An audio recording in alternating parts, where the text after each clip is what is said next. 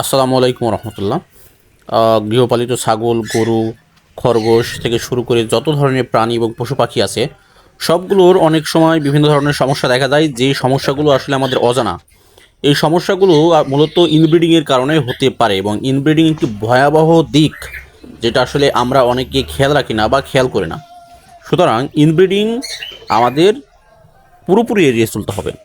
চলুন আমরা জেনে নেই প্রথমে ইনব্রিডিং কী।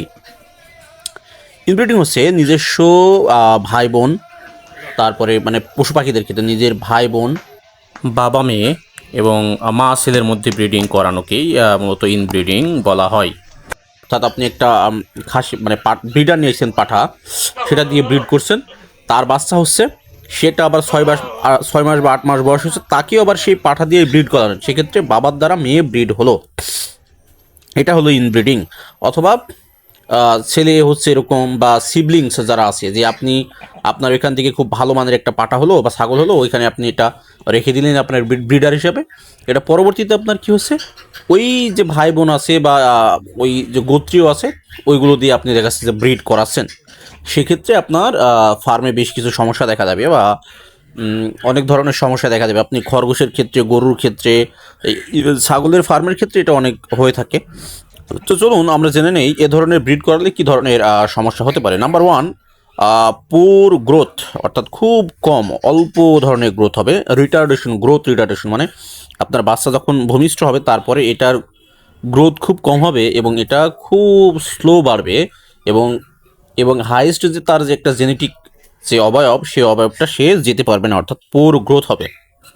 আচ্ছা, নাম্বার টু হচ্ছে জেনেটিক্যালি আপনার হচ্ছে ডিকেইং হবে, অর্থাৎ জেনেটিক্যালি যে শক্তি সামর্থ্য নিয়ে যে জন্মগ্রহণ করে, সেই শক্ত বা সামর্থ্যতা নিয়ে জন্মগ্রহণ করবে না, যার ফলশ্রুতিতে কী হবে, সে শারীরিকভাবে দুর্বল হবে, এবং তার জেনেটিক্যালি 25% সে ডিকেইং হবে, যার কারণে আপনি বুঝবেনও না যে এটা কি রে, এরকম অ্যাক্টিভ কেনা, মানে কেন না এই ছাগলটা এত অ্যাক্টিভ, কেন না এই খরগোশটাতে কেন এত অ্যাক্টিভ না, অথবা যে ধরনের প্রাণী আপনি ব্রিডিং করান না কেন। আচ্ছা, নাম্বার থ্রি হচ্ছে উইক ইমিউন সিস্টেম, রোগ প্রতিরোধ ক্ষমতা, যেটা আমাদের শরীরে যে রোগ প্রতিরোধ ক্ষমতা, ছাগলের ক্ষেত্রে হোক, গরুর ক্ষেত্রে হোক, খরগোশের ক্ষেত্রে হোক, যে তাদের আসলে ইমিউন সিস্টেমটা মানে একেবারে দুর্বল হবে, উইক হবে, যার কারণ কি হবে, তারা হালকা গরমেই দেখা যাচ্ছে যে তাদের হিট স্ট্রোক হওয়ার সম্ভাবনা থাকবে, হালকা ঠান্ডায় দেখা যাচ্ছে যে তাদের আপনার ঠান্ডা লেগে যাবে, অথবা প্রাকৃতিক মানে পরিবেশের সাথে, আবহাওয়ার সাথে সাথে তারা বিভিন্ন রোগ শোকে ভুগবে, এবং যে কোনো ছোটোখাটো ভাইরাস, ব্যাকটেরিয়া তারা আক্রমণ করলে পারে, তারা দেখা যাচ্ছে খুব সহজেই আপনার মানে অ্যাটাক হবে বা আক্রমণের শিকার হবে বা রোগে ভুগতে থাকবে। নাম্বার ফোর যেটা আছে, সেটা হচ্ছে হাই কিডস মর্টালিটি যেটা বলে, মানে আপনার ওইখান থেকে যে ইনব্রিডিংয়ের ফলে যে অফস্প্রিং বা যে বাচ্চাটা আসবে, যেই বাচ্চাগুলো আসবে, সেই বাচ্চাগুলো আসলে কি অনেক মর্টালিটি রেট তাদের অনেক বেশি হবে।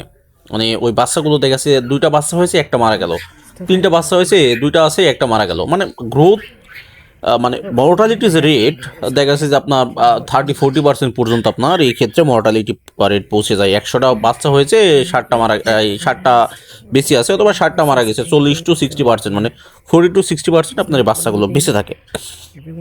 নাম্বার ফাইভ হচ্ছে ফিজিক্যাল ডিফর্মিটিস, শারীরিক যে সমস্ত বিভিন্ন ধরনের পঙ্গুত্ব নিয়ে, বিকলাঙ্গতা নিয়ে দেখা যাচ্ছে যে ইনব্রিডিংয়ের ফলে বাচ্চারা জন্মগ্রহণ করে।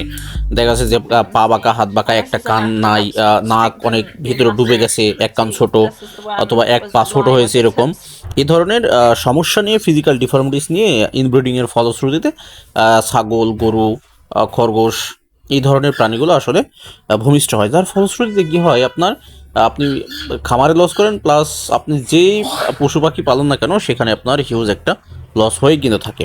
সুতরাং ইনব্রিডিংকে 100% না বলতে হবে, চেষ্টা করতে হবে সব সময় ইনব্রিডিংকে এড়িয়ে চলার, এবং বাইরের ব্রিডার দিয়ে বা বাইরে থেকে আপনি বা সেইভাবে সতর্ক অবস্থান রেখে আপনি আপনার মতো সব কিছু তৈরি করবেন। আশা করি আপনারা ইনব্রিডিং এড়িয়ে চলবেন, এবং এই ভিডিওটা আপনাদের উপকৃত করবে। আসসালামু আলাইকুম।